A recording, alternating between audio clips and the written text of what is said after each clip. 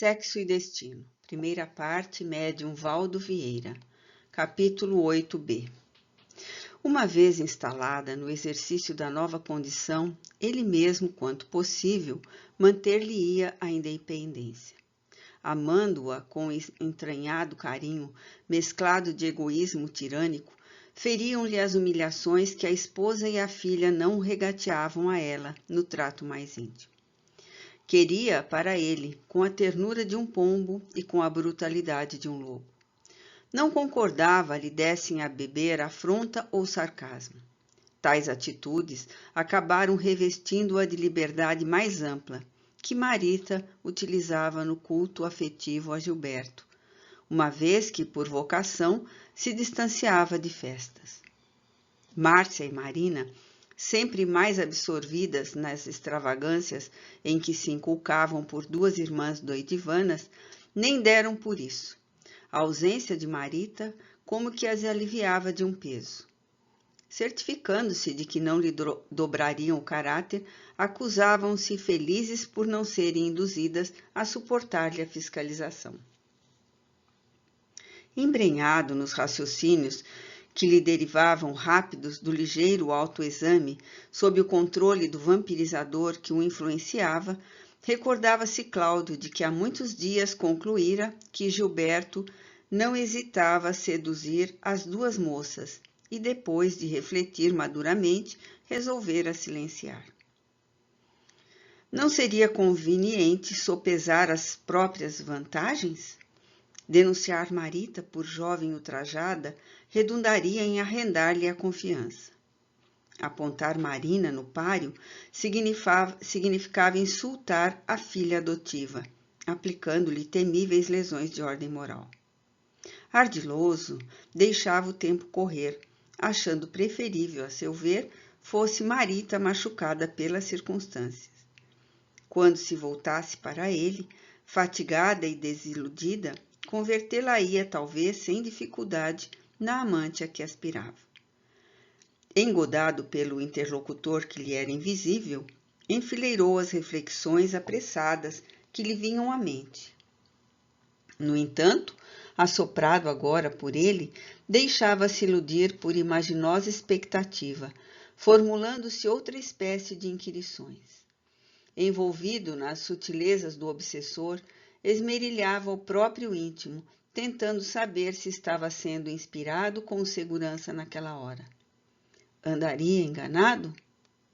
Acaso Marita entregar-se-ia a Gilberto pensando nele, Cláudio, de quem se afastava por escrúpulos de consciência? Semanas havia, fizera-se a moça mais esquiva. Estranhara. Dar-se-ia o fato de recolher-lhe telepaticamente as apreensões ou deliberar a fugir-lhe de propósito, a fim de ocultar a simpatia amorosa que, possivelmente, lhe impelia o coração de mulher a querê-lo? Ele mesmo fornecia ao perseguidor a argumentação com que se lhe arruinava a resistência. Até ali, trancara bem ou mal diante da jovem os sentimentos que lhe transbordavam do peito. Não chegara, porém, aos limites do enigma? Caber-lhe-ia sofrear-se até a loucura? O hipnotizador, em cujo semblante se podia ler a desmensurada sede de volúpia, sorriu satisfeito e sussurrou mentalmente, ganhando preponderância. Cláudio, compreenda, iniciativa em assunto de amor não é passo feminino. Velho rifão, laranja à beira de estrada não tem preço. Disse um filósofo, prazer sem conquista é bife sem sal. Adiante, adiante. Esquadrinhando o imo do companheiro à caça de recursos com que o próprio Cláudio lhe pudesse fortificar a posse magnética, o obsessor, por segundos, cravou nele o olhar penetrante. E, de certo, exumando-lhe as desrespeitosas ilusões em matéria de ligação afetiva que ele, Cláudio, embutia na cabeça desde menino, começou a martelar. Cigarro. Lembre-se do cigarro e da boca. Marita é mulher igual às outras. Cigarro, cigarro na vitrina. Cigarro, cigarreira, piteira e charuto não escolhem comprador. A carne é flor desabrochada na terra do espírito. Só isso. O cultivador não sabe o que seja a formação essencial do canteiro, tanto quanto desconhece o que está no fundo da planta. Proclamava Salomão que tudo é vaidade. Acrescentamos que tudo é ignorância. Entretanto, na superfície das situações e das coisas, é possível enxergar claramente. Flor que ninguém colhe é perfume que se perde. Hora de amor desaproveitada vem a ser pétala no estrume. Rosa murcha, adorno para o chão. Carne sem viço, adubo para a erva. Aproveite, aproveite. Percebíamos que o desencarnado não era simples disposmaníaco, que o álcool apenas lhe constituía porta de escape, uma vez que as palavras que selecionava para aliciar influência e o jeito astucioso de sensibilizar o parceiro, antes de empalmar-lhe o raciocínio, demonstravam técnicas de exploradores consumados das paixões humanas. Aquele perseguidor não era vagabundo acidental. O anseio incontido com que impelia Cláudio para a jovem e a expressão com que a fitava apaixonadamente pareciam chegar de muito longe, mas a ocasião não comportava investigações de retaguarda. O momento reclamava ação. Necessário contornar obstáculos, improvisar medidas socorristas que protegessem a triste menina desarmada. O excêntrico dueto prosseguiu entre os dois amigos que se entendiam sem o concurso da boca. O magnetizador pressionava, o magnetizado resistia. Por fim, Cláudio avançou 2 passos quase vencido. Ideias, contradições, estímulos e arrebatamentos abalroavam-lhe violentamente no espaço estreito do crânio. A terrível batalha interior de alguns instantes esmorecia. A natureza animal ampliara domínio. O sedutor desencarnado remava a obra. Não mais a gritaria de espírito, não mais o entrechoque das mudas ponderações entrecortadas a esmo. Sim, deduzia transtornado. Ele era homem. Marita, incontestavelmente mais jovem, não passava de mulher. Não lhe cabia, portanto, diminuir-se. Ela chorava, ele podia acalentá-la, aquecer-lhe o coração. Alucinado de lascívia, envolveu-a em longo olhar, inferindo que não fossem o temor de vê-la fugir em definitivo e o receio de verificar-se por ela própria desonrado, tomar-lhe-ia o colo entre os braços, qual guri destemeroso, buscando desentranhar-lhe a ternura. Entretanto, os derradeiros arrazoados esmaeciam. Esbarrondara-se dentro dele a última trincheira que lhe cerceava os impulsos. Sujeitou-se de todo à direção do vampirizador que o comandava. Colaram-se, fundiram-se, enfim. Marita ergueu para ele os olhos súplice, imitando as atitudes de ave perseguida, para quem não resta alternativa que não seja esperar pela piedade do atirador. Jungido ao companheiro infeliz, Cláudio adiantou-se, acomodando-se, assumindo ares de protetor, resolvido a ultrapassar os limites da afeição pura e simples. Pelo que vejo, esse pilantra do Gilberto vem abusando, sussurrou, adocicando a voz. Em seguida, tomou-lhe a destra pequena entre as suas mãos, nervosas, mal disfarçando a lubricidade duplicada que o possuía. A jovem registrou o impacto das forças aviltadas a lhe requisitarem adesão, calando a repulsa. Escutara o apontamento num misto de estranheza e revolta, mas, reprimindo-se, passou a responder, esforçando-se por desculpar o rapaz e atribuindo a si o desmantelo emotivo. Entretanto, à medida que o pai adotivo dilatava a liberdade das atitudes, apagava-se-lhe a energia para a conversação, até que silenciou como se o interesse ao redor do problema houvesse desaparecido de chofre. E num átimo realinhou na mente as impressões amargas dos tempos últimos. Assinalara, havia meses, a reservada mudança do trato paterno. Desconcertava-se ao perceber que Cláudio demorava sobre ela o olhar insistente. Amedrontara-se. Reagira, porém, energicamente contra si mesma. Consagrava-lhe o respeito, o amor de filha reconhecida, e não lhe cabia conspurcar sentimentos sempre mantidos imáculos desde a intimidade da infância. Opusera-se à suspeita. Lutara, não queria aceitar-se visada por ele sob a inspiração de qualquer propósito menos digno.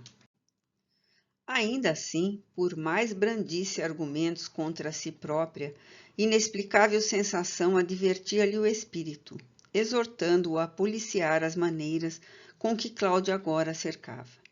Pelos motivos mais fúteis, exagerava cuidados, multiplicando frases de dúbio sentido. Torturada pela dúvida, afirmava sua desconfiança e desdizia-se intimamente. Naquele instante, porém, o instinto de defesa sentenciava a prudência, segredava-lhe vigilância. Pressentindo em espírito a presença do outro, arregimentou, sem querer, todas as suas forças de posição de alarme. O contato de Cláudio comunicava-lhe insegurança. Batia-lhe o coração desritimado ao senti-lo ensaiando meios de enlaçar-se a ela ávido de carinho. Não negue, filha, entaramelou-se o pai, um tanto trêmulo. Não desejo contrariá-la, mas venho analisando. Você não nasceu para esse meninão caprichoso. Compreendo você. Não sou apenas seu pai pelo coração, sou também seu amigo. Esse rapaz... Marita cobrou ânimo e, antecipando-se-lhe as ilações retenciosas, explicou ingenuamente que amava Gilberto, que lhe hipotecava confiança, que o pai estivesse tranquilo, e acentuou sorrindo, quase que as lágrimas daqueles minutos não se reportavam a qualquer desgosto, e sim a indisposição orgânica indefinível. Deduziu de relance que seria justo desvelar-lhe mais ampla zona da alma, anulando o mal-entendidos no nascedouro, e, intencionalmente, prosseguiu confidenciando, a expor-lhe com lealdade a expectativa com que aguardava o anel esponsalício, determinada a medir as reações de Cláudio, a fim de orientar, sem tergiversações, a própria conduta. Atrapalhava-se, todavia, ao consignar-lhe a indignação pintada no rosto. Na meia luz do quarto, podia ver-lhe a face congesta nos esgares da ira. Compreendeu que a borrasca, naquele espírito voluntarioso, se mostrava prestes a estalar. No entanto, continuou apresentando razões para colher reações. E a explosão do interlocutor não se fez demorar. Cerrando os punhos, Cláudio cortou-lhe a conversa, exclamando irritado. Percebo, mas não precisa amassar-me. Estimo, porém, que você me conheça melhor o devotamento. Avançando na intimidade, qual se aspirasse a enredá-la no próprio hálito, continuou, agindo por si e pelo outro, na queixa primorosamente lavrada. Filha, é necessário que você me ouça, que me entenda. E assaltando-lhe a emotividade para esbater-lhe a resistência. Você não desconhece o que sofro. Imagine a tragédia de um homem que morre pouco a pouco, desolado, sozinho. De um homem que dá tudo sem nada receber. Você cresceu vendo isso, infelicidade, solidão. É impossível que não se condoa. Esta casa é meu deserto. Chego esfalfado diariamente sem achar mão amiga. Márcia, apesar de quarentona, vive de jogatinas e festas. Você está moça, inexperiente, mas deve saber. Desculpe meu desabafo, mas os próprios amigos me lastimam o drama. Estará você em condições de avaliar os conflitos de um pobre diabo algemado à companheira de vida irregular? Ela, porém, não me fere com isso. No começo, o corte sangrava-me, mas coração calejado não sente. Habituei-me a detestá-la. Dar-lhe o dinheiro que exige para que suma depressa é hoje o que me consola. Por outro lado, Marina, cujo afeto poderia proporcionar-me algum reconforto, faz empenho de humilhar-me com a própria devassidão. Sou um homem falido. Dias surgem nos quais me reconheço o palhaço mais desditoso da terra. Nesse ponto, sob o governo do obsessor, a voz de Cláudio entravara-se na garganta. Alterara-se de todo, comovido na aparência. Com isso, amolgara-se a jovem sinceramente compadecida e, concluindo que atingir o alvo a que se propunha, acrescentou exaltado. Só você, somente você me prende ao lar infeliz. Ainda agora, o banco me propôs excelente comissão em Mato Grosso. Entretanto, pensei em você e desisti. Por você, filha, tolero os insultos de Márcia, as ingratidões de Marina, os dissabores da profissão, os aborrecimentos cotidianos. Conseguirá você compreender-me? A moça suspirou, diligenciando expulsar de si as vibrações de sensualidade com que a dupla lhe envolvia a cabeça e falou calma. Sim, papai, entendo as dificuldades que são nossas. Nossas, repetiu ele, ganhando novas energias para chegar à meta.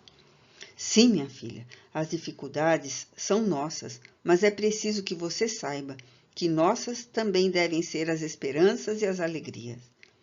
Anseio pelo instante em que você me veja, não exclusivamente por pai. Atentando no olhar da infortunada menina, que se tocara de imenso espanto, acentuou num supremo esforço por revelar-se. Marita, pareço um velho, mas você me faz jovem.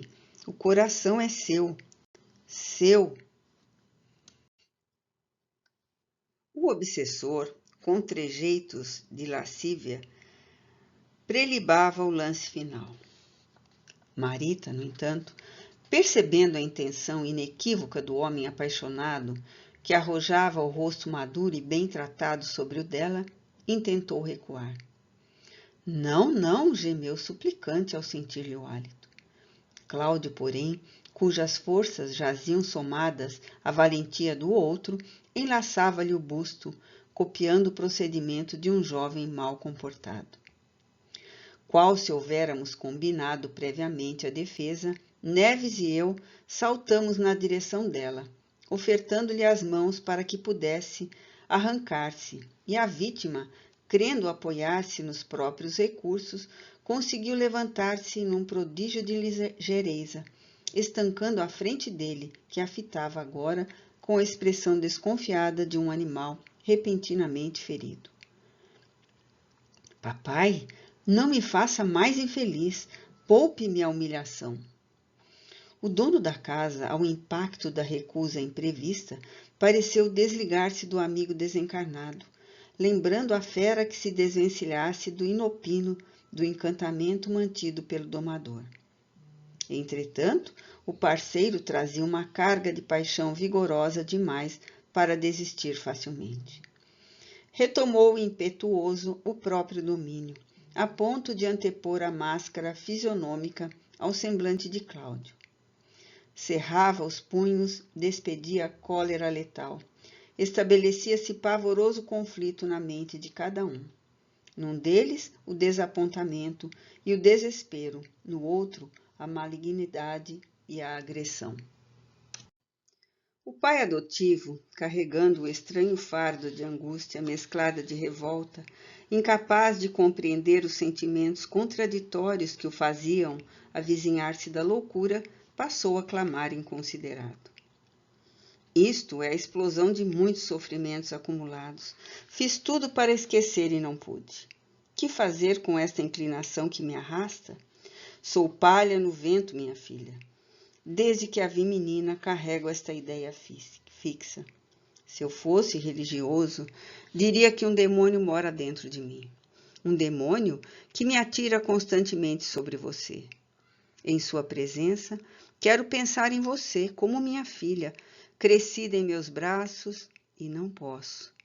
Li muitos livros de ciência para saber o que se passa, mas o enigma continua.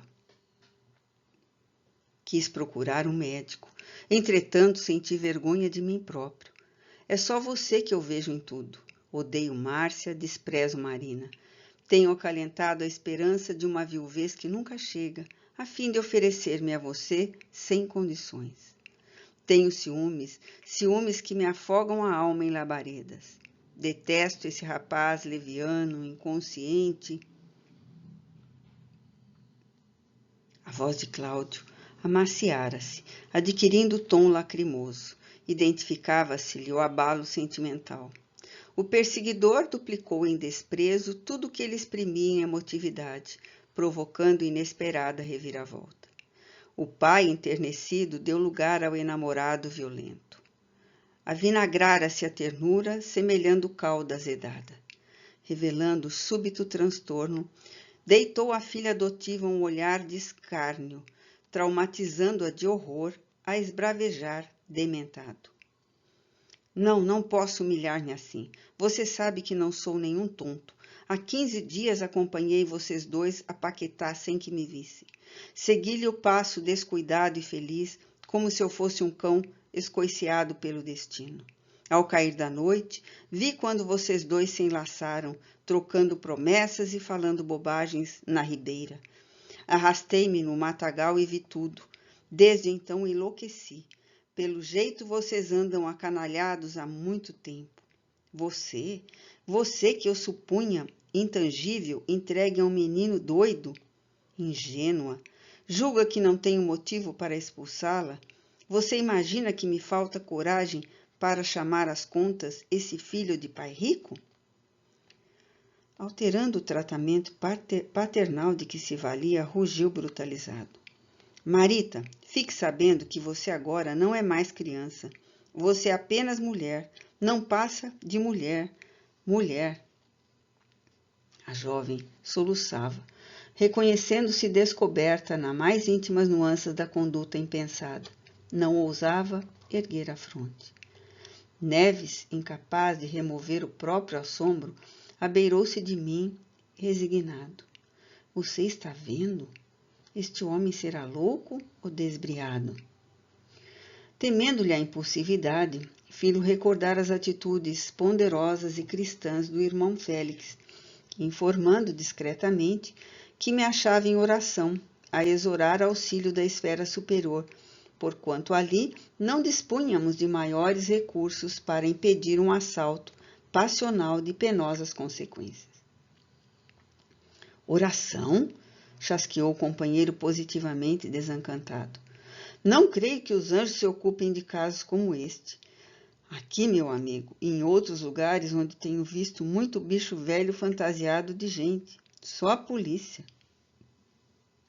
Efetivamente, os anjos pessoalmente não nos atenderam às rogativas silenciosas, enunciadas desde o início da cena desagradável. No entanto, o socorro apareceu. Ouviu-se barulho de ferrolho em ação, alguém penetrou em casa ruidosamente. Sobreveio o choque providencial. Cláudio, em sobressalto, desligou-se do hipnotizador que se lhe postou de lado num tanto desenchabido. Marita cobrou energias, regressando ao leito enquanto o chefe do lar se recompôs à pressa. Espantados, notamos, porém, a surpreendente capacidade de fabulação da qual Nogueira dava mostras. Ele próprio, sem qualquer ingerência do obsessor, começou a tramar em pensamento a desculpa com que se justificaria. Agindo quase que mecanicamente, liberou a porta que havia prendido. Perspicaz, abriu janela próxima e, de imediato, esbelta senhora surgiu, indagando apreensiva. — O que há? Tratava-se da esposa que voltara de imprevisto. Dona Márcia alegava susto, asseverando ter ouvido um vozeirão ao chegar. Cláudio, no entanto, repondo a máscara das conveniências, entornou pela boca a versão que inventara ali naquele momento diante de nós.